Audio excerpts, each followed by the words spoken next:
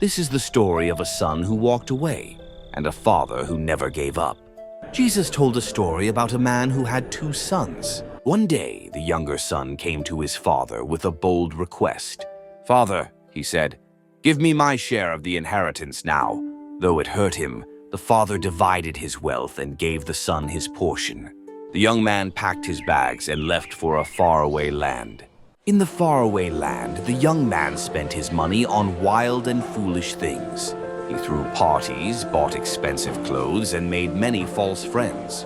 But soon, all his money was gone. A famine swept through the land, and no one came to help him. He grew hungry and alone, searching for scraps to eat. At his lowest moment, he remembered his father's home. Even the servants there have food to eat, he thought. "I'll go back and ask to be a servant, not a son." He stood up, dusted himself off, and began the long journey home. His heart was filled with sorrow and hope.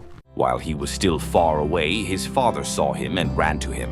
The father threw his arms around his son and kissed him.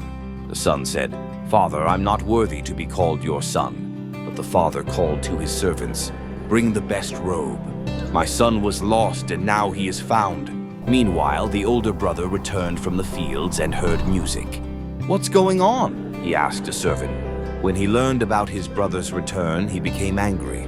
"I've served faithfully, but you never gave me a feast," he told the father.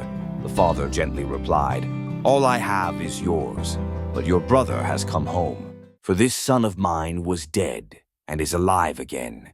He was lost and is found." Luke 15:24. Thanks for watching. Please like and subscribe.